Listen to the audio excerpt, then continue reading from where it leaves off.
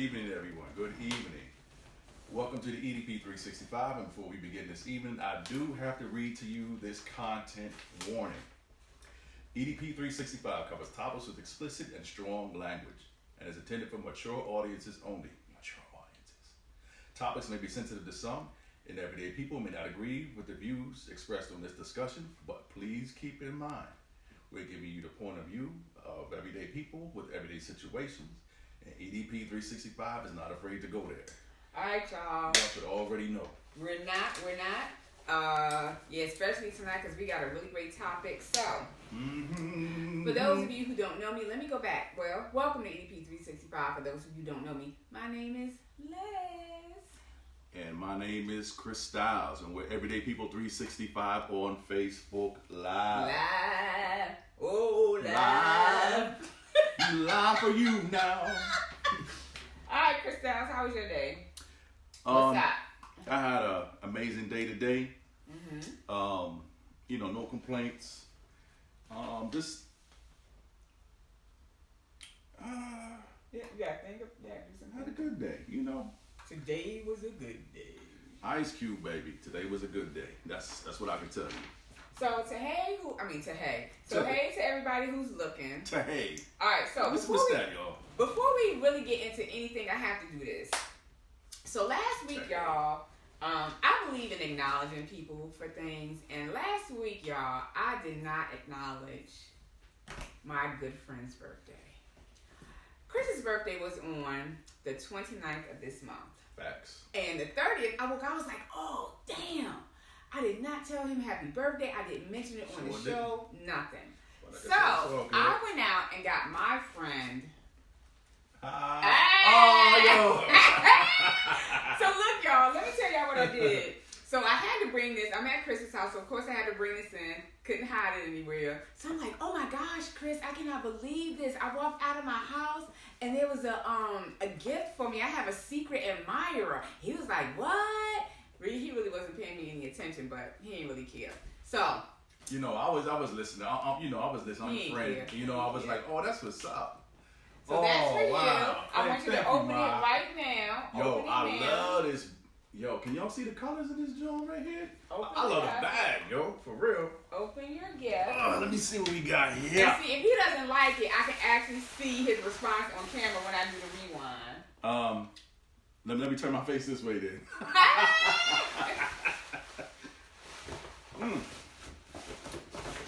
What's this right here? Oh, yeah. So that's for you. Yes. Let me see what we got here. It's called Corks. It's a whiskey wedge. Uh-oh. Be right back, y'all. So Chris will be right this back, is y'all. a whiskey wedge. Yo, this is dope. I'm about to get it in. So, he'll be right back in a second, guys. So I'm trying to get my, as we're waiting, I'm trying to get my live on my laptop here so I can respond to that. Because normally I don't respond. Well, I can't. Because my phone's over there and I don't usually have my laptop. So, hey to everybody who's looking. Hey, Aisha, you are the girl that never had. And I want to get to know you better.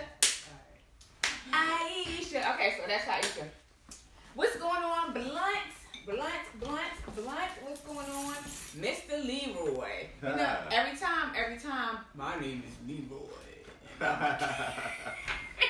This is cool. Okay, so back to the gift. To the gift. So the gift that I have this evening, y'all see that? It's called a whiskey wedge. Yes. So I am going to be enjoying this when I have my whiskey. My whiskey. So you know how that works, right? Oh, you can show me? Okay, so this is like super cool. Okay. And it's heavy. So yes, I didn't spend like $5 on this because I love Chris Styles. So here it is. You see the black thing here? Uh-huh. Somehow you pour water into that. Stick it in the freezer, freezes. This is ice here. You put your whiskey here. Bam. Okay. Done deal. Got you. So yeah, So you open it this way. This is fancy stuff. Oh, it is for real. Yeah. So let's see. They got a little piece of tape right there, son. No. It should just open up like. Where is it? But it opens like such. Oh my God! See, there it goes. Oh, yo, this open like a book, baby. Yes. Y'all read books? You're so stupid. What's going on, Eleanor? This is nice right here. Can you push it so the wording will go down so we can see? It goes up, isn't it? No, push it and then the words will disappear. I ain't worried about that. It's like hit the top of the screen, like right above it. Ooh. Okay, maybe I should do it. Yeah, Okay. I guess I should get up off of my buns. you have the Midas touch. Okay. I'll get up off of my buns here and we'll bring this down. Alright. Now it's not gonna work. I don't know why it's not doing it, but I guess it's gonna have to. There we go. There we go. She Bam. said pull up, and it said pull to the side. Pull up to my You know, like baby. pull to the side. And he ain't even had a drink yet. All right. So while we're all up, we're gonna bring our guests on over to the couch. You can come and have a seat with us as we doing our pre-show stuff. Come on in. Come on in. Come on into the room. I can't find the love. Come on into the room. So we said who we are. So again, for those of you who don't know me, my name is Liz. I'm Chris Styles. I am Miss Angel Shantae. And we are all everyday people. I love it. Is that like Jason? It is. Cause she gonna kill it. Oh! I see what you did there. All right. Yes, I love it. Okay. I love this energy. Thank you. I can't find the thing. Okay, let me see. Okay, so, Like your Oh, thank you. Yes, get me comfortable, chat. Get comfortable. okay, so I gave Chris his gift. Were you surprised, Krista? I am. That's Like, I nice. totally bought your story. Mm-hmm. Do you have something like this with the alarm right here? Ring the alarm. Okay. There we go. So, got the new. We get into it, y'all. We get into it. So, okay. So, y'all know we do a wine tasting. While they're getting that together, I'm telling y'all about the wine we're drinking tonight. So, this is Moiselle. Now, we've had this before on the show. I got it today because they have a new bottle. So, this is pretty. I love this bottle. I love the black and white at the top. You know, the label is new and different. So, I thought this was like super cute. And so I got it. We've had this before. I don't have to tell you whether or not I like it because I do. You all know I love sweet wines, but we've had this before. Again, you notice, Chris, new bottle. You ain't even know it was the same. I thought it was a different brand, but they Nope. okay. Well, it's a different brand. They stepping their game up. Oh, they are. Okay. Look at that. All right. With the black and white Bam. stockings. So, They got the Kate Spade Mm-hmm. going around. wine for you. Sure. Here you go. When in Rome, thank you. Okay. Thank you. And so I'll sip. That's right. Taste it. This is Taste it. good for me. Okay. So It's at room temperature. It's good though. It's not too sweet. this is what I said. I said for this year when we're doing our wine tasting. We're actually going to get some wine tips. So today's wine tip, what was last week's wine tip? Again, hold it by the stem. Yeah, so I need. Hold it by the stem. And then together, let's go. I'm drinking peach vodka. Okay. Oh, you got the good stuff. So it's actually cheap. You just stuff. screw the wine. That's what I'm gonna get You to the get good straight stuff. to it. Straight to it. Yes. Okay, so tonight's wine tip is red wines are well attributed to positive health benefits. It lowers your chances of having a stroke compared to non-drinkers. For men and women who drink moderately, it lessens their chance of developing type 2 diabetes by 30%. So that's tonight's wine tip. All right. 30%. So we'll try to share some Black history moments or facts throughout the month. And so tonight, just an FYI, guys, Regal Cinemas is offering a free showing of the Harriet Tubman movie. Now, that movie was really good. I had the opportunity to see it. At first, I didn't want to see it because it was like, I don't really want to see any slave movies. You know, sometimes it's overkill with some of them. But I'm happy to say it was really good. Me and my mom went together. It was really great. I enjoyed that movie. So go and check it out. for free. So go to Regal's website to find out which location you can go to. Check that out. All right. So, what Les is watching? Okay. So what I'm watching kind of ties into what we're talking about tonight. What I watched this weekend is called Dirty Joe. Damn. And this is on Netflix. Whoever owns Netflix is making a killing. So Dirty Joe is about this lady. She's been married before. She's been married like 4 times. She's got 3 adult children, and she meets this guy online by the name of Joe. So she meets Joe online, and Joe is a con artist. Oh. He's a drug addict, and so it kind of just like takes you through that relationship where the kids are like, well, one of her daughters is like a straight bitch, but she's like, Mom, why are you with this guy? He's a bum. Mom doesn't believe it because she's in love and she's feeling Joe and she wants to make things work. I think in some of that though, she kind of had to prove something to her kids, but anywho. So anyway, going through the movies, taking you through all that, they get the dirt on Joe. Again, he's a horrible guy, Dirty Joe. And so the relationship is toxic. The relationship is toxic, and that's what we're talking about tonight.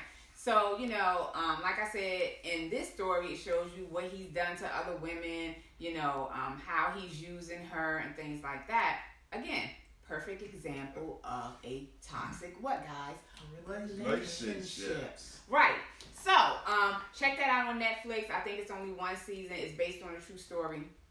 So, check that out. All right. So, normally, when Chris and I do topics, and it seems like we haven't really had a topic in quite some time because we've had guests most of the time, and then we, shut down at the end of the year. And so, again, we're talking about toxic relationships tonight. Gosh, y'all, I can attest to this. But anywho. All right, so what is a toxic relationship? A breeding pool of negative energy, all right? When a relationship becomes toxic, every interaction in the relationship can feel wrong or out of place, bringing the negative energy that makes both partners uncomfortable, angry, and disappointed. And then sometimes getting in toxic relationships, you can feel trapped. So, there are a number of reasons. Let's talk about this first, guys. Let's talk about the reasons for toxic relationships. So this article is great. It's called Relationships, Toxic Relationship, Why It Happens and When to Run Away. The relationship was once healthy and happy, and a part of you still sees it that way. Even if most of it becomes toxic. All right, you do not want to believe that the person you love has become a source. Let's go back to the first one. The relationship was once healthy and happy. Most relationships start out healthy and happy. You're loving each other. You're loving life. You can't get enough of each other. And things just start going sour for a variety of reasons. I just have a variety. Really, the person could be abusive. You could lose interest in each other. They could find interest in someone else. Mm-hmm. The person could have sent their representative. And now you're seeing who this person is. And you realize that it's not working out. But it also says you do not want to believe that the person you love has become a source of negative energy for you. And that happens. You can get into a relationship and things start to change. You start to grow, but you're not growing together. You're not growing as a couple. You're starting to grow apart. And then you don't realize that it's time to let the relationship go, which makes it, at points, makes the relationship unbearable when you need to just move on. When you need to just move on if it's not anything there anymore. So, you do not want to believe that you have become trapped in a relationship, as you might feel that you are too emotionally mature to fall into something like that. That happens a lot too. Where people get into relationships and you're thinking like, damn, I can't believe that I fell for the okie doke. But, sometimes when you're in love, you have blinders on, and it's hard to see anything else except that person and what you think the relationship is or what you want it to be. Greed plays a part in toxic relationships. Material things. What kind of car does he have? What money does he have? How big is her ass? All these different things play a role in toxic relationships. Because although you see those things that you may want from that person or vice versa, I want that status and blah, blah, blah, blah, blah, blah. It's all in here. All of it is a show. Matter of fact, 8 times out of 10, I will tell you, anybody who has nice material things a lot of the time have a lot of bullshit and drama with them. I'm just saying 8 times out of 10. At least that was my experience. And one of the things that I wanted to, one of my buddies from up north, I'm not going to say where, I'm not going to say who, but this is his comment. He was like, just stay away. He's talking about a specific type of individual person. Now, I know in my life, and as well as his, the things that we were into years ago, you know, you meet the cute, sexy, sassy, you know, that type of chick, you know what I'm saying? She doing all the gestures and all that. Okay, that's cute, that's fine and all that, right? This is so, he says, so sassy is cute at first. And then you get tired of hearing the gossip. You get tired of hearing the negative comments. You get tired of hearing the damn rants. You get tired of the outbursts. You get tired of the cursing. You get tired of everything that you're doing is not right. Everything that you're doing is not good enough. And then he says, you know, that shit gets old real quick. And then he says, there has to be a balance. If you have a sassy chick, damn, could she be sassy about something positive? Could she be sassy about, you know, achieving a better job, going to school, do something, but focus that energy on something else outside of the negative. I'm glad you said that because sassy isn't always negative. Right. The things that you listed seem, well, in my experiences, come from people or persons who are either already unhappy on the inside, like you said, or they just don't know how to be appreciative of the things that they have. And Absolutely. so that's how they, unfortunately, get the attention that they think that they need by doing all of this. Well, all that. But some of this, you whining, there ain't no reggae music going on. you know, I like to think that I have a certain amount of sass. Right. But, you know, I know when someone is treating me well, and I know how to be respectful and appreciative of someone who is loving on me or taking care of me. And I think that's the difference. But I think the negatively sassy girls do give us positively sassy girls a bad name at times. Absolutely. Yeah. I want to add something to what you're saying, and then kind of piggybacks off of what your friend said. Sometimes in relationships, people think they're giving you a lot or they're giving you the world, and when you bring it to their attention that they're not, they look at that as you're nagging. They look at it as, oh, you're never satisfied. You're not giving me anything to be satisfied about. Although you think you are, you're not. And so, you know, that becomes a constant tug of war, back and forth. You're not doing for me, I'm not doing for you. You know, ongoing thing where people, again, think they're really pouring into the relationship when they're really not. Because, Les, they are, you know, giving the material things. Okay, I put it like this. You might be giving somebody, like, the greatest sex they ever had in their damn life. You provide the material things. But emotionally, you're not there. Mentally, you're not there. Your conversation to them, you know, it might be in lack of, or you're not giving them the things that they actually need to actually be able to pour in and nurture the relationship the way that it should. So even his end comment was, he says, if you, now this is where, you know, when people get petty, they get foul. Talking about the sassy mouth chick. He says, if you're going to use your mouth the right way. He said, be happy, shut the fuck up, just stay away from her. So that was his last thought of Who comment. hurt him? What has he been through? I know we both been through a lot dealing with people, and again, men are visual creatures. I think just as much as women are, but sometimes we get set on things that whether we can have them or not, we'll do whatever it takes to achieve or get that person. But then when we find out that, damn, like, you know, I'm making an ass out of myself, like, she's using me right now. When you find those things out, and then you know that person is not for you, then that's when the drama, things start, because we didn't take accountability for knowing in the beginning where this was going, where this was leading in the first place. We didn't take accountability of who we bring in our space, and when that is not comfortable, we tend to want to move them out, but we want to give them a chance as well to try to be or become or be that better person. And even in that process of time, like, you really missing out on a good thing, or whatever that may be. But when you're dealing in that point in time, in that process, it can get really messy, very hurtful. And I think a lot of it actually comes from the beginning. It comes from the beginning and comes from a lack of understanding in the beginning, because people don't always know what they want, but then people don't always take the time to figure out if we're on the same page. We're really, really quick to jump into relationships because we don't like to be alone, or we think that that's what's supposed to happen, or that's how life is supposed to be. Doing that double dutch in that. Yeah, we're really quick to jump into relationships and not get to know the person that we're jumping into the relationship with, or what their expectations are, or what does this look like for you 6 months from now? Are we just hanging out? Are we just kicking it? Or are you looking for something serious? Right. And then if you're not on the same page in the beginning, then you don't have a good foundation. And if you don't have a good foundation, then everything else is just going to be a downhill. You'd be like the Tin Man. Oh my God.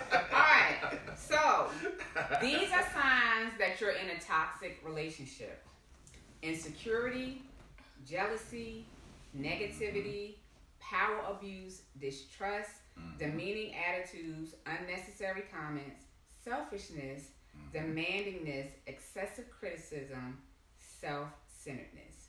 When you find, and here's a decision that you have to make, and I wanted to touch on this after you all said what you said a second ago. When you find yourself in a toxic relationship, then fix it or leave it. And I think that's a major problem, that people get into these toxic relationships and they don't walk away. Right. They stay and they hold. And I'm one of those people. I've been in toxic relationships and I've been as well. Hold on instead of letting go. But then when you get to the point, and this is the point that I've gotten to as a 48-year-old woman. This is the point that I've gotten to. You know what? I think you could change. Ain't nothing better than peace of mind. What'd you say, Chris? I said I have gotten to that place where I met somebody who had great potential. They showed the signs of bullshit and dysfunction, but in between that, you see this good person who has good intent, and I base a lot of shit on the possibility, the potential of them rising above that. A lot of us do. But when you meet that person, trust me, you meeting them where they're at. They're not here. It's just like we have a star baseball, football, or basketball player in high school. Oh, he rocking. He doing all that shit. You know what I'm saying? He go to the next level. He's so, but NBA give him a chance. He get up in there, NBA, NFL, hockey, soccer, baseball, and he just fails completely. Or he or she just fails completely because they wasn't really, they were playing the game, but they wasn't really ready. So I kind of look at it in that aspect. If you can just take that glimpse, and people are where they are when you meet them, not what we projecting to think that they are or who they're going to become. They're not going to become that person until they're ready to become that person. So we're always looking at who they're going to be as opposed to where they're at. And who they really are. Who they really are. Absolutely. Who they really are. For example, this was a couple years ago. Got in a relationship. The plan was to get married. We're working towards that. And then I just started seeing stuff like, you seem to be a tad bit abusive. I don't know if this is... I don't know if this is something that I want to deal with. And you listen to the whole, oh, I'm sorry, it's gonna be better. And it wasn't physical abuse. I think had I stayed with him, it probably would have been, gotten physical. But, you hear the, oh, it's gonna be better, I was sorry. I don't know why I looked at it that way. But then you have to really start thinking about it. If that pattern of behavior constantly continues, that is a red flag. That's a red flag. And you have to be able to make the decision to say, okay, is this worth it to me? Do I want to have to deal with certain things on a regular basis? And you have to weigh it out. And something else you have to discover is how much you love yourself. Yo, EDP family is funny as shit. So, how much you love yourself? Do I love myself more than this man yelling at me or cursing at me or being abusive or, just doing things that aren't, what's the word I'm looking for? Conducive for a healthy relationship. I'm gonna say this real quick, then I'm gonna read 2 comments from the readers. I guess sometimes when I was growing up, I saw men and women, whether that was aunts, uncles, or just people at families' houses you go to, friends' families' houses you go to, and and you see, and sometimes you see toxic relationships, then it becomes normal. So you think that arguing and yo, what the fuck is going on, man? You think that's normal. You're supposed to do that. Or you make it, and maybe you don't think it's normal, but you start to make excuses for it. To make it normal because this is what's in your environment. And I noticed too, sometimes if you don't conform to your environment, you're gonna be a lonely motherfucker because people gonna look at you like you the strange one. They're not gonna be accepting of you as a person, or you know how they say, oh, they got nerds in high school, they're highly educated, but I don't like that dude. But why? But if that's what your environment is, you have to break the cycle somewhere. So that's when it goes back to being okay with being alone. We have to be okay with being alone. We have to be okay with being who we are. We have to be okay with being true to ourselves, because that's the only way that you can identify when you're in a toxic relationship. And then, like Leslie said, see the ways to exit, or, if the situation isn't going to change or fix itself. And when you're in that type of environment, it does kind of become normal to you, because that's what you're used to and that's what you see. So you become kind of immune or desensitized to it. Absolutely. And that's how the pattern continues. Let me add this real quick. But sometimes when you get in those situations, you're stuck. And it's not that it's. I'm not saying it doesn't mean it's not your norm, because sometimes it is your norm. Right. But also sometimes is you're trapped and you don't feel like you can get out. I had a friend. This was a number of years ago, and the boyfriend was, oh my gosh, he was shitty. He was just fucking horrible.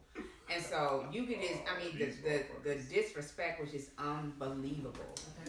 And so, unreal. And so I talked to her one day. I said, why don't you leave? I said, why do you stay? That's good. I said, why do you leave? Why don't you just stay? And she said to me, she said, I can't leave because I don't have anywhere to go. She said, if I leave him, I have nothing. I got my kids here. They're, these kids are his kids. I don't really have a source of income to be able to take care of my kids. And so she ended up saying, eventually she left. But at that time, she couldn't. And here's something else. When you're on the outside looking in, it's always easy to say, you should this and you should that, or why you staying, or why you putting up with that. You can't really tell somebody when to leave a situation. Sometimes you just have to be their support system and let them know, I'm here for you when you decide to leave. I'm here for you if you want to cry. Because you really can't tell somebody when to leave, no matter what you say, no matter how many times you tell them, you're an idiot, you this, you that, you could do better. They're not going to leave till they're ready. So I'm going to say this real quick and then I'll give it back to you, Chris. So I went to what was it? Oh my gosh, domestic violence seminar. And they had a group up there, and I can't think of what the name of this group is here in Richmond. But anyway, they talked about abusive relationships. And the lady said, and you can find this hard to believe, she said sometimes it's safer to stay in an abusive relationship than it is to leave. And so that was just like, wow, really? That's crazy. But when you think about it, it kind of makes some sense. If I got this abusive husband, abusive boyfriend, and I leave him, now he's threatening to kill my kids. He's threatening to kill me. He's chasing me down. He's at my job. He's flattening my tires. He's busted out my windows. He's causing all kind of havoc, to my life and the people around me. And going back to this show, Dirty Joe, well, in this movie, that's how this guy became. He tried to kill one of her daughters. Wow. In the movie, he also was calling one of the girls' jobs and saying all these negative things and leaving bad reviews and using her name. Joe. Yeah. And so what ended up happening was she lost her job. So I can it almost sounds like it doesn't make sense. Damn. This sounds like falling from grace, didn't it? It's a little different. It's different. I haven't seen either yet. I'm It gonna is. watch them. They're different because in the situation with Dirty Joe, she stayed. With this situation, she stayed and tried to make it better. In this situation, she stayed wanting to get out of it. Pretty much. So go ahead, Chris, because I know you said you was gonna read comments. And this is in regards to some of the comments that were presented earlier in some of the conversation, but it still ties into what we're talking about right now. Eleanor says people change once they get comfortable in the relationship, and then the courtship ends. I definitely do agree with that. A lot of you know what? I do agree with that. I ain't gonna say nothing else in regards to that because I know how people do any and everything to get into the relationship, and then once they got you, everything that you did to get them, all that falls to the wayside. Like they don't do those things that they did previously. Whether they took you out 3 times a week or whatever they're doing, there has to be some consistency. But you can't. If you set that precedence with somebody, don't think that you're going to get in a relationship with them and that's going to stop. Because, again, that's going to leave the preface for them to either make the assumption that you seeing somebody else, or you don't love them anymore, or you don't do whatever you did to get them at that point in time with attraction. You want to keep that up throughout the relationship. And if you can't do it, you need to have a conversation with them in regards to why. Because if you leave that open for them to make assumptions or whatever their thoughts and insecurities, whatever may come to their mind, and not even know what their past experience is, that's going to be a problem for you. When I was talking about the guy who gave me the message, Greg said, "Dude need a hug." I thought that was funny. And then Eleanor says that some would tolerate a toxic relationship rather than being alone, and both of you actually mentioned that tonight in our conversations. I was just going to add to what you said, but a lot of it too is we get what we tolerate. So if we tolerate that man who's abusive, we tolerate that woman who's sassy, we tolerate that person that's not treating us the way we want to be treated, it's never going to change because we're not demanding that something else replace whatever that negative or bad behavior is. Okay, so what do you do when you are telling them, like, this is not good for me, and they continue to do it? Well, is that a lack of respect or love, or? Well, again, I always say this. You can't keep doing this. You can't keep pointing the finger. You have to do this sometimes and say, well, what am I tolerating or what am I dealing with? So if I tell this person, I don't like the way you're treating me, you're doing this, you're doing that, and they still continue to do it, and I stay, they're going to continue to do it because I'm not placing any demands that say you need to treat me better. You have to command respect. And if you're not getting what you need out of that relationship, you have to make the decision to move on. So let me ask you this then.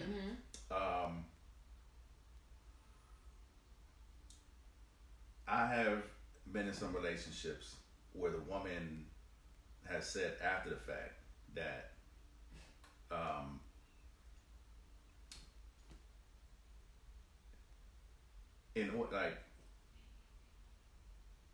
I think she knew that she might have cared for me deeply or she might have loved me, but until something negative happened, like if they did something and then on a comeback basis, let's say we fell out, now she realizing, damn, like I really do love him, I care about him, and I fucked up. What can I do to get back? Not even the aspect of what to do to get back, but why do people realize shit after a negative situation? Because sometimes you can't see it when you're in the thick of it. You know what I mean? And you know when Rick James said cocaine is a hell of a drug. Love is a hell of a drug. Because when you really love someone, you tolerate a whole lot of things that you normally wouldn't tolerate. But then when you get to the point where you're sick of their bullshit and you're tired of putting up with stuff, then you start saying, well, damn, why did I do this? Or why did I do that? I knew I shouldn't have did this, but love is powerful, and love makes you do a lot of crazy things and things you probably wouldn't do on a regular. So Gigi said, hey Gigi, she said, Les, you were talking about the show Dirty John. Now relationships was beyond respect, was beyond toxic. Yeah, it was beyond toxic. So Les, before we move on to the next segment. Yeah. So Shante, what did you feel about that? Angel? Like, what's up? Like, I don't think that it's that she didn't know how she felt about you before the negative situation occurred. One of two things. Either she knew and it just wasn't a priority to show you until she was faced with losing you. mm-hmm. Or she said that just to avoid losing you for whatever other reason. Got you. Mm-hmm. We know how we feel about a person. Right. I think as adults, it doesn't take us that long to figure out how we feel about the representative, as Leslie said, that a person sends us in the beginning. I know how I feel about you. You're a cool guy. You're funny. You make me laugh. You're a cool girl. You're pretty. I like looking at you. You have something going for you. We can pretty much sum up a person's, first impression when we meet them. When you start to deal with the person, a lot of times we overlook things that a person shows us. Mm-hmm. But Maya Angelou, she said, when a person shows you who they are, believe them. Believe and it. I live by that. Mm-hmm. Because I've had a lot of people show me who they were, and I didn't believe them. And I think that's the problem. Didn't believe them. That is a serious I problem. think we tend to overlook things, and then when you look back in retrospect, you say, "Oh, you know what? Mm-hmm. I did see that." Or you like, know what? Damn.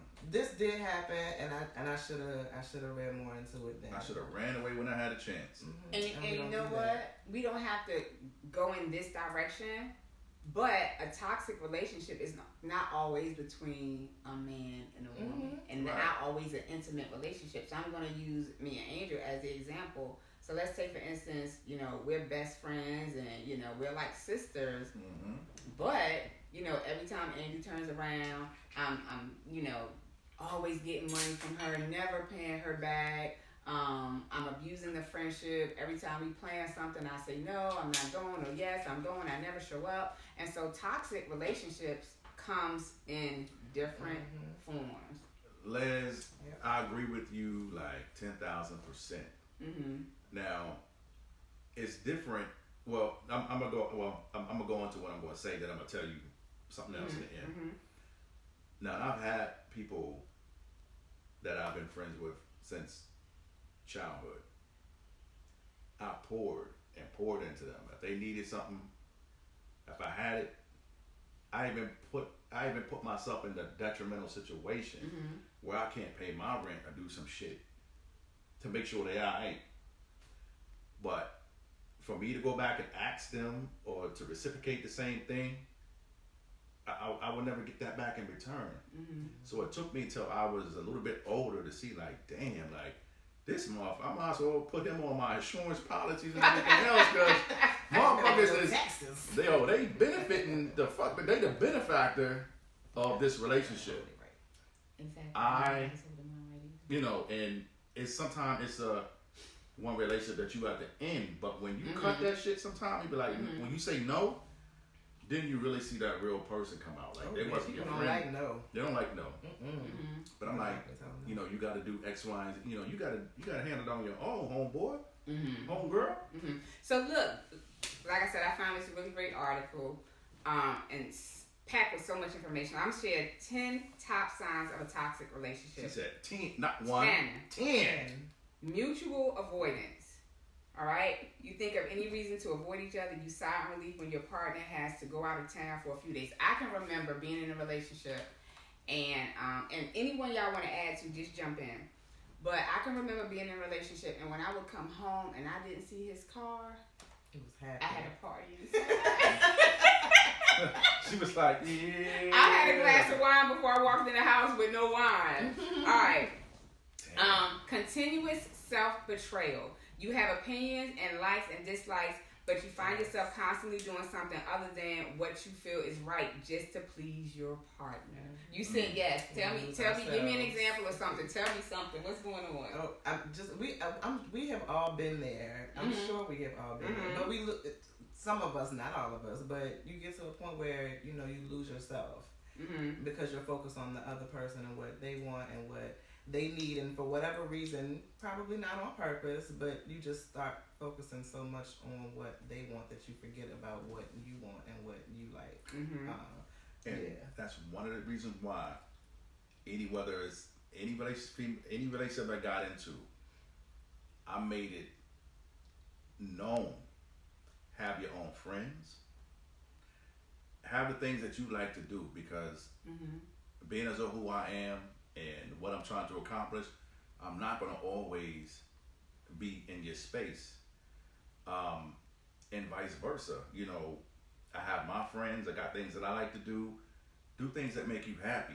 But when you start sliding everything over to this direction and the other person's direction, and they reaping all the benefits, and they not giving or putting back, or the relationship ends, like that person basically got you to stop following your dreams to support their dreams. Now they got a firm foundation. They're gonna allow your shit to fall through the cracks, and your shit is gonna basically die. But when the relationship ends, you're gonna be so angry, so lost, and so disappointed, and hurt behind the whole fact, like, damn, I gave this motherfucker 5, 10, 15 years of my life, and I ain't got shit. I didn't build. Of energy. Some people need your energy, and they take your energy. Vampires. They use your energy to build themselves. But if it's not reciprocated, it has to be an exchange. Right. It can't just be a take. You can't let the flowers die. Okay. You have lost your identity. You don't remember the last time you made a decision that was just up to you. Your entire life is now a we. Now, my comment for that is, at this point, my thing is, I don't want to do it around me all the time. Go find your friends. Go do something. It can't be a constant we. And I just had a conversation with somebody, and we talked about marriage. And then I said to myself, well, damn, could I do marriage at this point? Because it's been me and Bree for so long. I mean, Dre moved out a number of years ago. Kudos to Dre Sean for being so independent. My son moved out when he was 21. But it's been me and Bree for so long, I don't know how I could adjust to a man living in my household. And so in the conversation that I had, So I if said, he asked you to come into his, I wouldn't. or y'all get something mutual on your own. I wouldn't.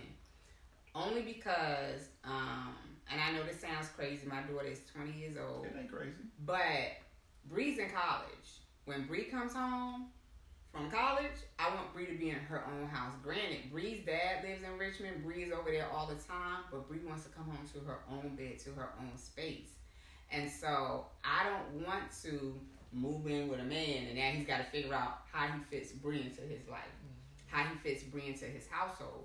But again, because it's been me and Bree for so long, it just feels like that would disrupt it somehow. And having to make that adjustment between Bree on this end, him on this end. You know, when your kids are small, it's one thing. It's easier for them to adjust sometimes than it is when they're older. So for me right now, you stay over there in your space. I'm gonna stay over here in my space. Let me get my kid through college. That's what's up, though. Les, I posted this.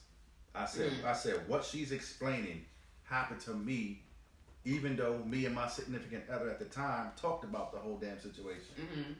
And it was almost like, well, what about our dreams? What about our plans? The fuck? Like, we still gonna do that. Just because she's here doesn't mean that's gonna stop. But she took that as, and I should have known, because when I was in a relationship with this person, I love poetry. I love doing different things out in the community. She tried to sabotage all that, take me away from everything that I love to do. She wouldn't have no friends. She didn't really want me talking to my family. Ooh, that's not good. I have a poem called Isolated. And that's what she tried to do to me. And, you know, even if I had female friends, oh, she trying to fuck you, she trying to do this, blah, blah, blah. And just even with having good friends around, she will wait for the perfect time or moment to see a situation happen. See, no, I got your back. They ain't have your back when that happened, and blah, blah, blah. And I had to like, whoa. Let me reverse this shit. I had to rewind and look at everything and be like, damn, this is toxic. This is the definition of toxic right here. So eventually I had to get out of that relationship because when I got to the point where I was not myself, I got to the point where, you know that expression when they say that you could bury somebody in their own backyard? That was I've never heard that. 100% possible. And that's when I knew I had to get out of this relationship. There's a lot of wolves back there. Cast iron skillet in his sleep. Oh, see, but you had to take him somewhere. I had that covered. I can't tell you where. Though. Right. I did 11 long years. We can swap stories. No, look, for real. So that's insecurities, though. When they isolate you, it's because they're insecure. and that's a terrible And it's thing. a lack of trust. They can't trust. Alright, so I'm gonna share some more. When y'all want me to stop, say, hey, I'm gonna say something about that. Nothing you do is right. There's criticism about everything. Every time you do something, they always have a comment about what you did wrong or how you could have done it better. They don't know how to appreciate you anymore. Unhappiness. Damn. You are just generally unhappy and negative. When they enter the room, your first thought is, God, what now? Alright, a partner of victimhood. You're trying to move on, but you can't because they keep referring to the past, painting themselves as the victim. Number 8, envy and jealousy. Instead of celebrating you for your personal rewards and achievements, they only take away envy and jealousy, wishing they could have had it and making you feel bad for it. Endless drama. Your partner always magically finds a way to stir up some new drama. Persistent disrespect. Your partner actively disrespects you in ways that are absolutely unnecessary, even when no fight is occurring. Let me tell you, I promise y'all, and I know I said I'm sorry many a day, many a time, but I know when I was becoming toxic towards somebody, when we was out at a club together, I would go find somebody on the dance floor and just pick whatever song and just do, just grind on them, getting it in with them, like for real, like. Just put it down. Putting it down. So I know she's like, oh, this motherfucker. I know any second now she's gonna come out there on that floor and be like, nigga. But it was just like everything that you put on me, now I'm putting back on you. And I shouldn't have done that. I really shouldn't have done that sometimes. Like I had to grow out. I had to come out of that space sometimes. But sometimes I fought toxic with toxic. Because I was tired of being good. I was tired of turning the cheek, tired of talking about something in a positive way, trying to get them to understand what you're doing is not good for us, not good for me or the relationship. When that didn't work no more, I probably tried silent. I tried everything I possibly could to communicate, but that shit ain't work. Okay. My last resort, I'm going 100,000 in the toxic. I'm gonna get in the mud with you now. I'm dancing and that shit. Oh my God. So I know it's terrible, but at that time that's the only thing that I knew. If you was giving me toxic and I was trying to be good to you, now I'm throwing you everything you threw at me and a planet. You won't get it. All right. So some other signs that your relationship is toxic. You're not sure how to communicate with each other. The fight spiral out of control. You don't enjoy their company anymore. And again, this, I don't know. It's just, why not walk away from the relationship? Why not leave it alone? And again, I understand because sometimes that love is strong. Like I said, that love is it's a powerful drug. It's a hell of a drug. But you know, sometimes you gotta let that bad help you understand that the good isn't worth it anymore, because it's starting to dwindle down. Where it was 100%, now it's dwindling down to 80%, to 70%, to 50%, to 40%. Where you're just at the point where you're starting to be miserable. Shields is 0%. Oh. Yeah, when the bad outweighs the good, Right. it's no longer good. It's no longer good. All right. So when to leave for good? All right. Staying in a toxic relationship, hoping they will change, 10 reasons is to go. only wishful thinking. So sometimes when you're wishing that it will get better and it doesn't, it's time to move on. If you've done everything you could have possibly done to try to make the relationship work and it's still not working, that is a big sign that you need to move on. But also, like I said, stop doing this and start doing this. Because if things continuing to happen, you're allowing it. Ooh. And you are allowing yourself to stay in that toxic environment, that toxic relationship. Sometimes you have to make a decision to move on. No matter how much it hurts, you'll get past it. God doesn't put any more on us than we can bear. So again, when it gets to the point where the same things are happening repeatedly, you got to stop blaming the other person and start looking at you. Introspection. Right. And start taking responsibility. Introspection. It's Mm-hmm. hard. That's a hard pill to swallow. Talk about that. Talk about that, Angel. It's a hard pill to swallow. We can't, because it's so, being upset with yourself or telling yourself what's wrong with yourself is really hard for most people. You have to look in the mirror and you have to do some things with that reflection. And that's hard, especially when you know that you're not making conducive decisions, or when you know, because you do have, you know, some people that have things going on up here and they may be naive or they might not really understand or get it. But when you know and when you get it and you have to look at yourself, you might go for a week or two and not be able to look at you. You can't look at yourself and have a conversation with yourself, then you need to alter and change some things. How does that start, though? It's different for everybody. It's different for everybody. You have to be tired. You have to be tired, and you're definitely you were right when you said you can't make someone leave before they're ready to leave. But we need a support system. You do need to have a support system, and you need to have that person there that says, I know I can't make you leave, but when you need to talk, I'm here. When you're ready to leave, I'm here. Because it's So you have to be tired. I definitely would say this, and everything that y'all just mentioned within the last few minutes had got me thinking over here. And when you get into a relationship, you have to be careful of why you get into the relationship, because you could be entering a relationship for the wrong reason. Years ago, I know my parents, my friends, everybody was like, Chris, don't marry this girl, please. But she was pregnant. I didn't want my child to be, not to have her father in the household, based on what I went through growing up, not having my biological in my life at a young age. So I'm thinking I'm protecting, going to be that father figure that protected for my daughter and be the standout father, when that really didn't happen. Although I was there, I did go on and get married despite the wishes and my intuition, my heart, my mind.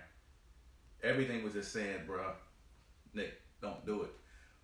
But me, being the person that I was, egotistical, I'm gonna prove y'all wrong. I'm gonna make this work. But I try to make it work and done these things for the wrong reasons. It wasn't because of the lack of love, but I knew eventually that this relationship was going to turn sour. Or no, it was already sour. It was going to get worse. But I thought that I could change the other person. I thought I could bring them out of where they were, and make them be this mother, be this wife, be this thing that marriage is supposed to be, but you can't get nobody to where they have to already be in that space to want to be in that space. right. But I think too at that time, based on what I was going through and based on what she was going through, because looking in hindsight, I saw that she was running from her own situation. And here I am, trying to be the knight in shining armor and ride away in the sunset, you know, forever after, great. You can't run from yourself. You can't run from your problems. You can't run from your issues. Could you imagine? It's like two big ass freight trains going 1,000 miles an hour heading towards each other. Eventually, when they collide, what's going to happen? Let me tell you something, Propane. You can't hide from yourself. Right. Anywhere you go. You can't run and you can't hide. Y'all know where that came from? You can't hide from yourself. Anywhere you go, there you are. little Teddy Pendergrass for you. All right, so real quick. Time may heal all wounds, but unfortunately, it does not fix bad behavior and recurrent relationship problems. The longer you stay in a bad relationship, the deeper your emotional scars will be. Them motherfuckers be fat like Gashes. motherfuckers fat like 500-pound stomachs. Stitches and skin grafts. Skin graft. That's deep right there. I can't even heal myself. I gotta borrow something over here. Look, I can't cover this up. All right. Your relationship is lopsided. Everything that you can't seem to, wait a minute, everything that you do can't seem to be reciprocated. You said that by your partner. You have the responsibility to be more understanding of them. Whatever they want, usually at your expense. Your self-confidence and self-worth is non-existent. Reciprocity. You gotta have reciprocity. So, Reciprocity. let me tell y'all a few things you can do to leave a relationship that is toxic. Let me say this too. Because I've had to get out of a relationship, and I think we've all probably had to deal with this. But when you've been with somebody for a really long time, you've invested a lot in a relationship. It's not always as easy to say it's over, I'm done, and the whole relationship is over. Sometimes you have to chip away a little bit at a time Make a plan. in order to move on. You know, you say, oh, it's over, and tomorrow you're back together again. Oh, it's over, and then you're back together in 2 more weeks. And so it takes a little bit sometimes to get past certain relationships. And yeah, there are some relationships that you can look and say, you know what, I'm so done with this, I don't know what to do. And you can cut yourself off from that person. But again, there are some times where it may take a little while to totally remove yourself from a relationship. Example that I gave you all earlier is a friend that I had. I'm like, yo, why are you staying with this dude? And she's like, I can't leave right now. I don't have anywhere to go. I got my kids. I don't really have money. This is where I have to be right now. And so, you know, she stood there. She stayed there and tolerated, you know, that situation, I guess as long as she could. And I don't want to say as long as she could, until she was able to do better. How long was she there? I think she was with him a couple of years. And yeah, they were together several years because they had two boys together, and I know them little boys had to be like 5, 7 years And old. kids makes it hard. I think Yeah. my son was 2 and my daughter was 7, 8 when I left, and I was just tired. It was 11 years of stitches and skin grafts. Oh, wow. hell. Hell yeah, like trips to the hospital, literally. I would say this: when me and Bree's father got a divorce, and it was time to move on, people kept saying to me, "Oh my gosh, why are you gonna leave? What about the kids? What about the kids? I can't stay here unhappy. I ain't gonna be unhappy for nobody." But what you need to understand is they see that we're unhappy. They hear us yelling. They hear us cursing. They see that he's mad, that I'm mad, and nobody's happy. That's not a happy environment for your kids either. So sometimes you have to make the decision to be able to leave that even with your kids, but you have to have the conversations with them. Hey, it's not working out between me and Dad. Here's the thing, you know, you're still going to be able to see Dad. He's still going to be Dad, but we're going to be in separate places. You're getting more love. You got another brand new family. Right, exactly. And so, you know, you have to have those conversations. What's worse, your child moving into a new place and you're miserable for maybe a week, but probably a little bit longer than a week. Or your child seeing you get your ass beat every night because your man and women are abusive because the person that you're with is freaking abusive. What's worse? And you don't want your children we don't want our sons to grow up thinking that that's the way to treat women. And we don't want our daughters thinking that it's okay. Say it again. We don't want our sons, damn it, to grow up thinking that that's how you treat a woman. And that's what it was for me. And we don't want our daughters to grow up, thinking that it's okay for, because I had to look at mine and say, red flag. Add this to when you need to leave. If you look at your partner and say, I don't want my children to date a person like you as the parent, that needs to be on that list.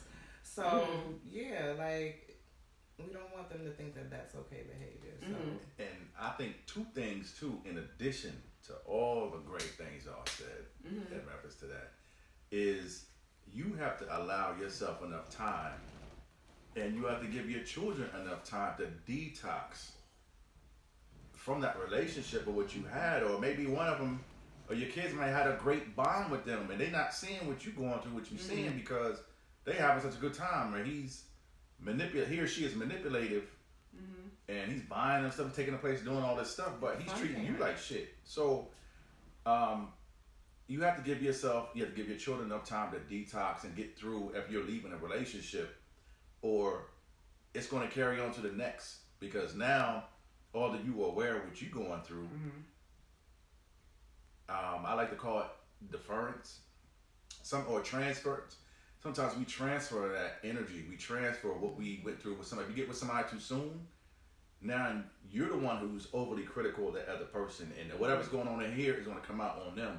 And it's the same thing with the kids. If you have not given them enough time, because it's going to come back to the mom, the parents, and it's going to go on that other person too. So I'm just saying that you would need definitely to give yourself enough time to where everybody is ready to move forward, maybe with something else, if that's the path that you decide to take. I forgot the other thing that I was going to say, so we're going to move forward. All right. So the one thing that stops people from leaving toxic relationships is hoping that their partner will change. Now listen to this, y'all. Understand that there's a difference between a toxic relationship and a toxic person. Again, I'm going to have to go back to this. With their stuff. Sometimes, you all, we contribute to the toxic relationship. Sometimes we contribute to it as well. So sometimes that being toxic is equal. Maybe it's 60-40, 70-30, but sometimes as a couple, you both contribute. But when you have somebody, that individual who's they're the toxic person. They're the one bringing all the drama. They're the one that's abusive. You're trying, you're working. Again, understand the difference between what your toxic relationship is and that toxic person. So when I talked about being in that relationship and, and y'all, I swear I'll never forget this look. One day he called me on FaceTime or something, Messenger, something, whatever. And the anger in his eyes, I have never in my life seen anybody look at me like that. Ever in my life. That's how you know. And I was like, okay, time this to go. shit ain't gonna work, And he one of them dudes.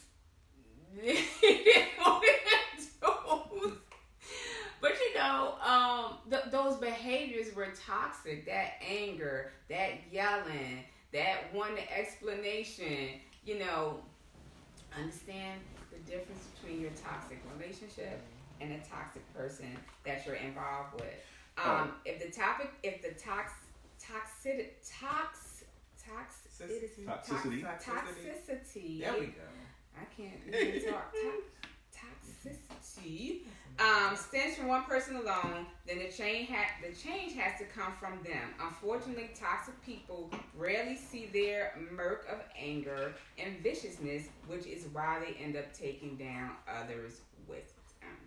Leaving toxic relationships is a more delicate scenario than leaving other kinds of relationships, especially if you're fearful.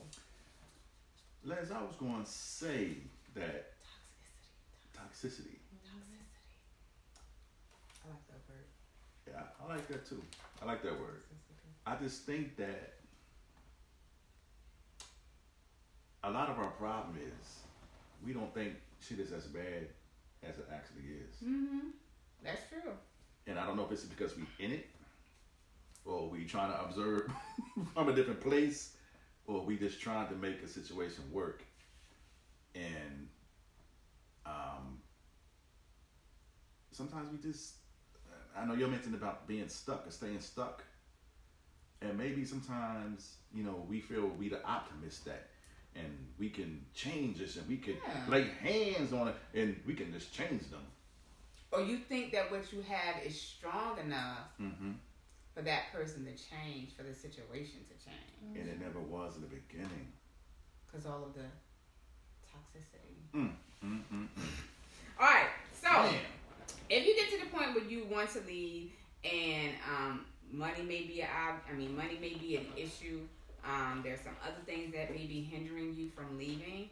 Give yourself time to secure some resources before ending the relationship. Toxic people will have no problem kicking you out of the apartment or limiting your financial access the second you show that you're ready to move on. All right, let's see. Talk to family and friends. And don't talk to that family or that family member or friend who's going to be like, girl, you so damn stupid. Or how could you say? That's not going to be the person that you need to talk to, because they're only going to make you feel worse. Talk to that person who's going to be supportive. Talk to that person like, I understand what you're going through. I'm here if you need me. I don't know what this is like for you. I don't know what you're dealing with. I don't know what you're going through, but know that I'm here for you. Because that makes a difference as well. If you got people beating you down on both ends, there's no way out. Yeah, it's no way out. After the breakup, after you get out the relationship, cut off all communications. All communication. There's a period after the breakup when people feel elated and excited about their newfound freedom. Building off of this is crucial in successfully moving on from a toxic relationship. Don't let your ex ruin this experience. Make yourself inaccessible so you don't have to hear any spills on guilt, betrayal, and not trying hard enough. Rebuild your confidence. After moving the noise from your life, it's time to journey inwards. And that can happen. Toxic relationship. When I got to the point where I was getting fed up and I was ready to go, ain't nobody gonna want your ass, you stupid, you this, you that, and blah, blah, blah, blah, blah. Everything negative that he could find. You have to have that confidence in you. You have to be ready to move on from that situation. You can't listen to the negative and the naysayers, because somebody's going to say whatever they can to tear you down, and make sure you stay in a place where they need you or want you to be. Stay right in that pocket. Misery loves company. Exactly. All right, moving forward, don't let it define you. Getting out of a toxic relationship is difficult in itself, but what's even harder is having to deal with the aftermath. Let bygones be bygones and strive to create better, healthier standards for a relationship centered on love, compassion, and respect. I want to say this as well. Give yourself time before you jump into another relationship. Start focusing on you. Find that love that you lost with that idiot. Find that love. Or that bitch. Well, she can be an idiot too. We call her an idiot too. Idiot girl.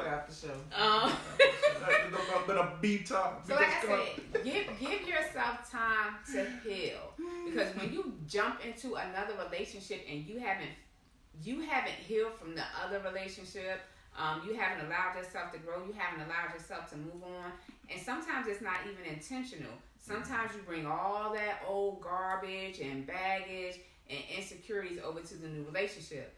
And so with the relationship that I was talking about, where it was like, I'd never seen anger like that before, and it wasn't physical abuse, and I'm sure it would have been if I stayed. It was emotional. It was verbal. What the hell was I going to say? What I found out was he had brought baggage from the old relationship that he was in. Mm-hmm. And so all the things that he experienced with the last female, he automatically assumed that he would experience the same things with me. Mm-hmm. And so the behaviors that he had in this relationship transitioned over to this relationship. And it's like I got to somewhat experience what she was going through. But he hadn't moved on from her, from that relationship. You gotta forgive too. Yeah. Say it again. Say it again. Expand. You have to forgive the person that has wronged you as a step in letting the baggage go.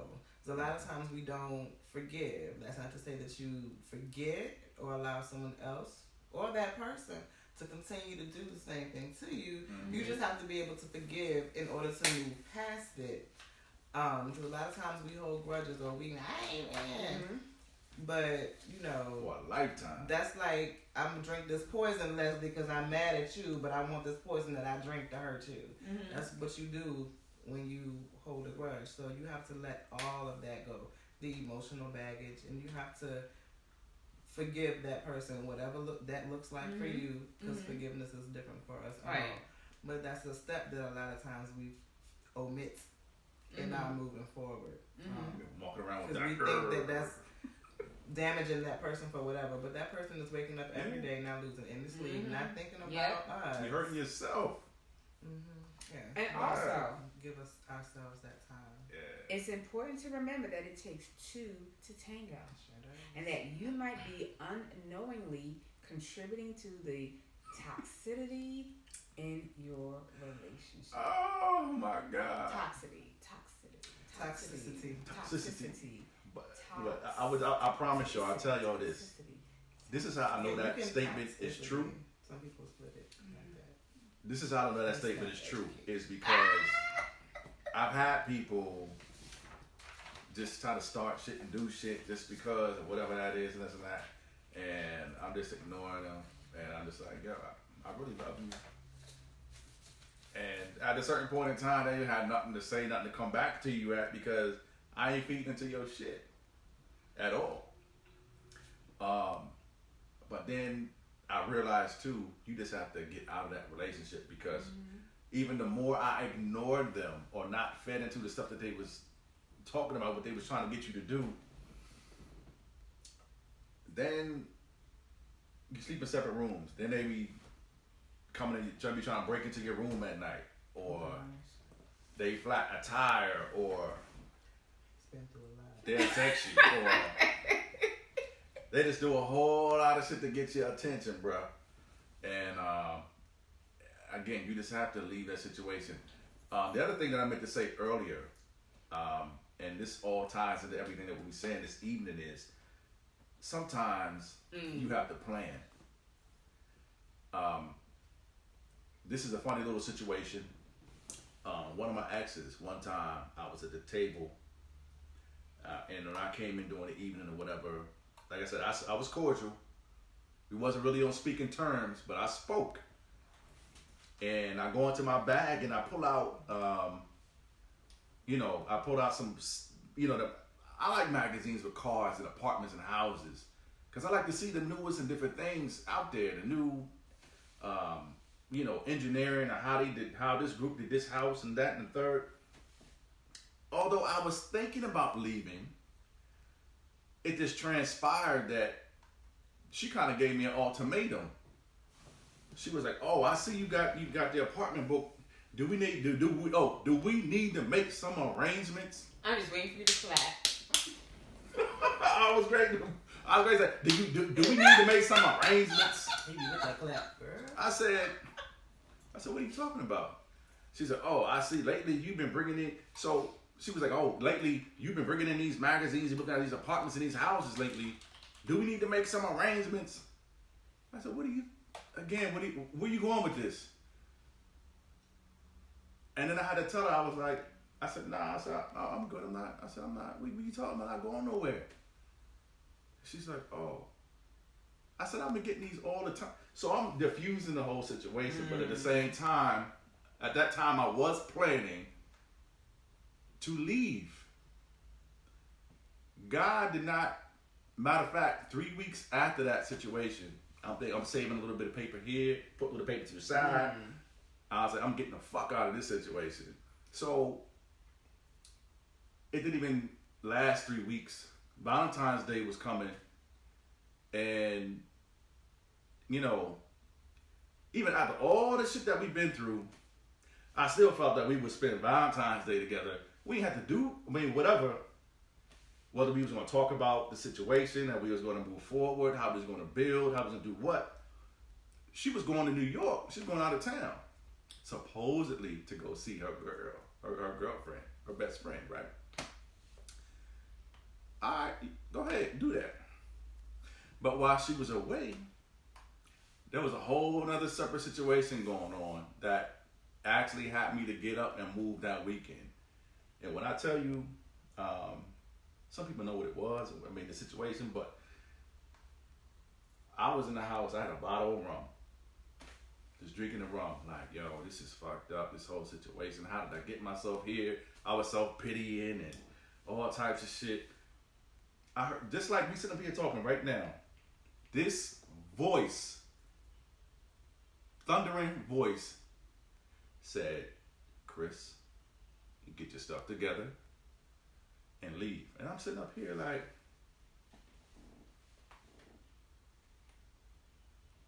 I know I just hear that.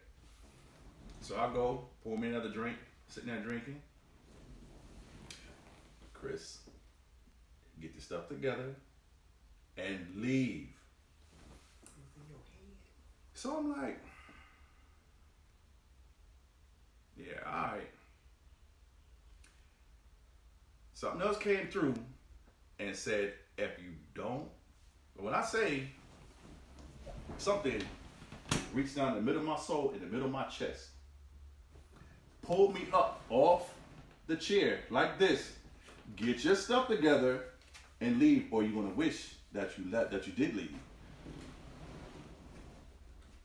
I sat back in the seat like, oh God. I started getting myself together. I packed my stuff and I left. I didn't know how I was gonna get to my next destination or what I was doing, but that was enough to make me move and say, hey, I need to get out of this situation. And thank God that I did. That's all I can tell you. Alright, so I'm gonna share 2 comments and then we're gonna share our final thoughts. Alright, so Eleanor said, people change once they get comfortable in the relationship. Courtship ends. And then Tyra said, LOL, I must be still in the angry phase because every day I have to tell myself I forgive him through grinded teeth. And sometimes, takes a little while. Everything doesn't always happen overnight.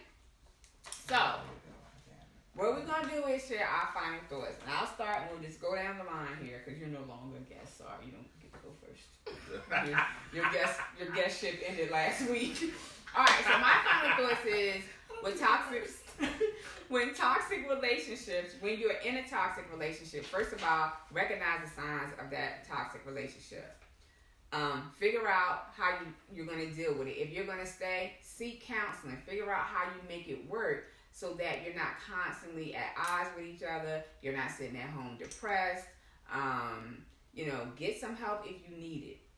But if you find that it's not working, find a way to be able to move on from the relationship. Because if you continue to stay in a relationship that's toxic, and it's any kind of relationship, man and woman, woman and a woman, man and a man, cousins, whatever the case may be, if you don't find a way to remove yourself from that situation, you're going to continue to be miserable. You're gonna stress yourself out. Stress does crazy things to your body, and so you have to find a way to be able to move on from those things. And you might not survive that situation. And then when you move on, find a way to recover from that. Give yourself time to heal before you get back into something similar, or you get back to another relationship where it wasn't anywhere near similar, but because of what you're still holding on to or you haven't moved on from, you brought it into the new relationship. Angel? So I had to work on my final thoughts because I forgot about the final thoughts. And you actually share a lot of my final thoughts. But I will say, let's try to prevent ourselves from being in toxic relationships. I like that. And start to get back to loving ourselves. I like that. We're taught that we need to share and not be selfish, but as an adult, I have learned that at times, damn, I need to be selfish. I need to tell people, no, I can't do it. No, I can't make it. No, I can't help you. And I think sometimes we lose that. And that ain't selfish. It's not selfish. It's because if we're not taking care of ourselves, then we can't take care of our children, our mothers, our fathers, our brothers, our sisters, our partners. So let's try to start loving ourselves. Do that introspection. Know yourself. Fall in love with yourself and become in a relationship with yourself. And then you'll be able to share energies with someone else. And after that, if you happen to find yourself in a toxic relationship, then yes, try to learn the signs, know the signs, reach out to help, reach out to a friend. If you don't have a friend, Miss Angel Shantae, you can call me. But yeah, try to find that support system and make a plan to do what's best for you. Because I'm never that girl, you need to leave him. Because like you said, that might not be the move at the moment. But girl, you need to, or sir, you need to do what's best for you, whatever that looks like for you. Because that's different for all of us. But we got to love self first. I love when you say whatever that looks like for you. Yeah, because it looks different for everybody. It's easy to say, do this. But this isn't always the same for everyone. And we've been taught that life should look a certain way. But it doesn't look the same for all of us. Because we don't all have the same vision. So, yeah, whatever it looks like for you. You got the same vision, the same credit card, the same paper. Trust me, You a mess. it makes a difference. Because sometimes you got your own, all that is, I'm out, baby. or ex-babe, or whatever you want to call it. I'm just going to say this evening that, again, in any relationship, you will agree to disagree, okay? That's normal because we're two different people coming together for one accord. And that's because we love each other. We want to be in relationships with each other. We want to move forward and build together, all right? But when someone starts using forms of domestic abuse to control you in every aspect of your life, get out. Oh my God. Okay? You need to get out early. You need to get out soon. As soon as you can, humanly possible. Like I said earlier, I was told to plan. I didn't have the opportunity to plan, but I was given the advice to plan. Whether it takes a couple months, plan and move out. When someone consistently degrades you or tears you down in public or in private, this behavior will never stop. So if you don't want to be the pinata, get out. And again, one of the things that has been terrible for me in my relationships in the past was when you share personal things with a person, you show your dreams, your goals, you show your deepest secrets, your fears, and all those things. But when somebody uses that stuff against you to control you or manipulate you, or which way you want to go, get out. And then again, I would just say, if somebody is consistently lying to you, no matter how small, no matter how big, leave their ass alone. It's just that simple because the lies are never going to stop. It's going to continue, and it's going to complicate your relationship. So, again, if you see the red flags, take the red flags of what they are. Okay, throw that penalty flag. Get them out of there. Whatever that has to do, whatever you need to do, just move on. It's okay. It's okay that you don't stay in a toxic relationship. Sometimes it's okay if you don't stay in a good relationship. You have to be and stay at a place where you're comfortable at. But you don't need to be a pinata or a punching bag or whatever that is, okay? So all I'm saying is, you see the red flags? Move forward. You don't have to deal with that. Period. All right. So what are we talking about next week, Christine? So next week, we're usually the people who EDP 365 interviewing and having guests on our show, interviewing and talking to other people, asking them the tough questions. But next week, 7 p.m., Tuesday night, we're going to be on another platform, and we're going to share that platform with you, and we're going to have Miss Sandra Wilson interview us next week. So she's going to have the tough questions for us. So I don't know how I'm going to respond and react to that, but I'm hoping I do a good job. I mean, people always tell me I do a good job, but I don't know. Sandra different. Yeah, Sandra be on it. She be on it. Sandra different. I love her. All right.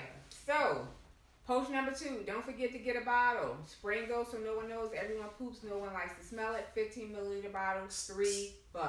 Spray it on. Oh, okay. Spray it on the water before you go. Eliminates the poop smell. All right. Join EDP 365. Everyday People 365. Join Me Connect Promote. You can post your brand, your business, upcoming events, authors then in co-op. If you're an author, post your information there. Post events, post books that are out, post authors tips, Richmond events and vendors. Hey, if you're a vendor, if you're looking for vending events, go to this page, go to this group and join so you can see things that are coming up in the Richmond and Virginia area. Gino, Girls Night Out. Mm-hmm. That is my Gino group. Go to that page and post. Miss Angel, the Dessert Diva, is going to have some big things coming up.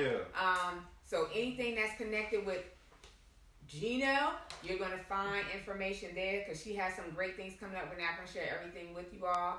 So you want to stay tuned for the things that she has coming up. She's making big moves. She's making some big changes. And so we're excited for her. Yes, we're excited for her regarding that. If you have topics that you want in the show, just reach out to us. Email, text, what have you, and we'll get your topic on the show. Thank you. All right, so I'm looking for people to support this event. A lot of you know I'm a cast member of the Real Women of RVA. Mm-hmm. This is a reality show. The EP executive producer is Kimberly Blunt Johnson. She's the executive producer. And so on the 14th of this month, which is next Friday, the premiere of Real Women of RVA is going to be at 150 North on Hall Street. Happy hour from 5 p.m. to 8 p.m. Free buffet. They've got a cash bar, full restaurant. It's going to be a red carpet. You're going to get to see the first episode. So please come out and support. This is going to be a great event. Kim has worked really hard to push forward with this event and get this reality show out. She is like super excited about that. And, you know, we all would love people to come out and support, you know, and I understand that it's Valentine's Day. Even if you can't stay for the duration, just come out and support. Just come and say, hey, guys, you know, kudos to you. Get you some free food. Keep it moving. But come in and support this event. Baby. All right. So, Miss Charisma Thomas on February the 22nd from 9 a.m. to 2 p.m. at the Gateway Inn in Petersburg is hosting a women's Walk in Your Freedom retreat. It's a self-healing mini retreat. I am going to be a speaker there. Kanye's going to be a speaker there. There's going to be 2 other speakers in addition to myself, Kanye, and Charisma. Wow. So you want to come out to that. It's going to be 5 pillars of self-healing. Medication, deep breathing, winding up dance lesson, breakfast and lunch will be served. Self-care gifts. Tickets can be purchased on Eventbrite. Now, She didn't say last. She said pillars. Yes, pillars. 5 pillars. Yes. And so, Charisma is offering a buy one, get one free deal. You have to say that you heard about it through EDP 365. You can buy yourself a ticket and get one for a friend. All right. So I love networking. I love collaborating. Miss Angel, the dessert diva. Yeah. She and I are collaborating to start blinged out parties, more blinged out parties here in Richmond. And so the first dessert diva blinged out party. Now, if you all don't know what a blinged out party is, it's just like a paint party, except guess what? You're creating a blinged out t-shirt. Your own t-shirt. You're going to sit down, make the t-shirt. I'm going to press it for you. There's going to be dessert there for you to have, some things that you can purchase, some other, items that you can eat and, drink and purchase. We might do some raffles. We might do some Raffles. I've been known to do some raffles. And y'all, take advantage of this, because this What's woman some cake, here, cake, she's cake? giving away a lot of things. And so that's going to be on March the 8th, daylight saving time. So that's going to be great. It's going to be getting dark, but it'll be late when it's getting dark. And that's going to be from 1 p.m. to 4 p.m. Now, for the first 3 people only, to purchase a ticket, you get one free. Another BOGO deal. So here's how it works. BOGO. If Angel buys a ticket, guess what? I will get a ticket for free. So you buy a ticket and you get one free for your friend, your coworker, your aunt, your mommy, whoever. Can't beat buy that. one, get one free deal. You cannot beat that. And here's the great news: Blinged Out Party. Starting tomorrow, you'll see some new t-shirt designs, so that's going to be cool.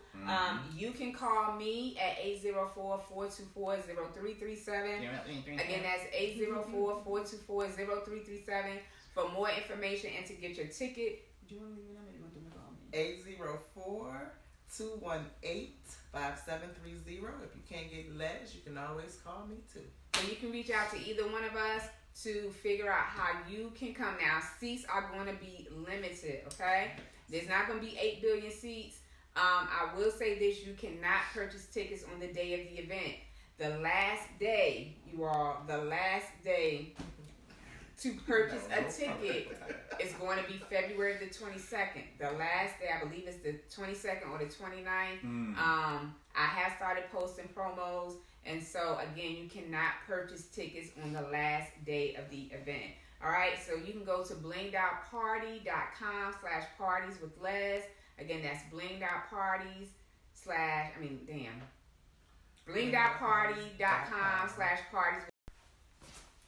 Somebody's calling already. All right. Love your enthusiasm. Yes. All right. So, also, buy one, get one free. Please support both of us in this event. Come out, because we're going to be having plenty more throughout the rest of the year. Now, it is tax season. If you are looking for a tax pro, go to my guy. He is amazing. I started going to Derek about 3 years ago. I wasn't getting money back. I always had to pay. Derek, I ain't going to say he hooked me up, but he knows like all those special little tax laws, and every year for the last 3 years, I have been getting money back. I have even been getting money back from the state, which hasn't happened in years. So, DLH Solutions, he's here in Richmond, Virginia. The address is 530 East Main Street. His telephone number is 804-303-8105.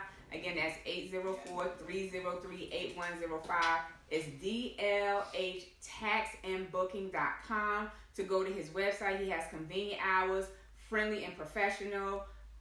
No waiting in the lobby for hours, and he's knowledgeable. I'm going to tell you all, every time I go and get my taxes, I'm there no longer than an hour, and probably not even 45 minutes. So reach out to Derek. He is really great. Again, DLH Solution. And as always, don't forget to celebrate your victories, both large or small. We want to say thank you to Angel for coming back. She is definitely now an ACH. I'm Thank Ray you for co-host. having me. This is dope. I love what y'all do. This is But an I amazing mean, platform. you came back the next week. She is definitely an ACH. She is definitely an ACH.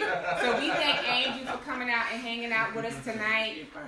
We're going to bring her out more for more topics and more conversation. Look forward to seeing us supporting her events. You got some big things coming up. You want to share anything you have going on or coming up? Not yet, because we're still in the workings.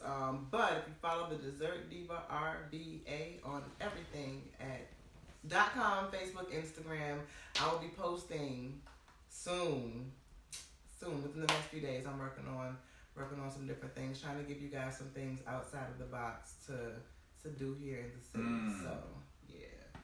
So we don't have any. It's nothing to do in Richmond. I'm gonna give y'all some things to do. All right, that's what I'm talking about. Yeah. Again, from the team EDP 365, Are you join doing us. anything you want to share? Not really. I got some stuff going on, but I don't want to put it out there yet. There you go. Excuse me. Join us next Tuesday evening, 7 p.m. on Facebook Live. Join our Facebook page, EDP365, our YouTube page, and our Instagram page for updates and replays. Again, from Team EDP365, we always say, are you living constructively or are you living destructively?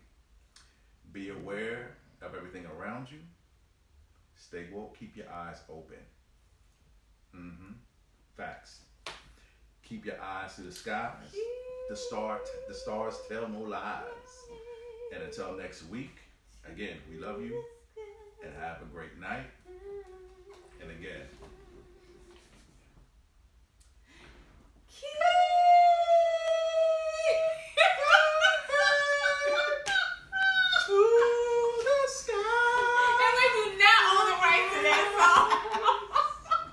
We don't own the rights, we don't own the harmony, we don't own the key.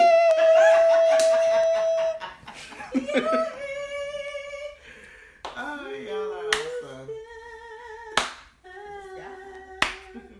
yeah. Take us on, Chris. Peace. Love y'all.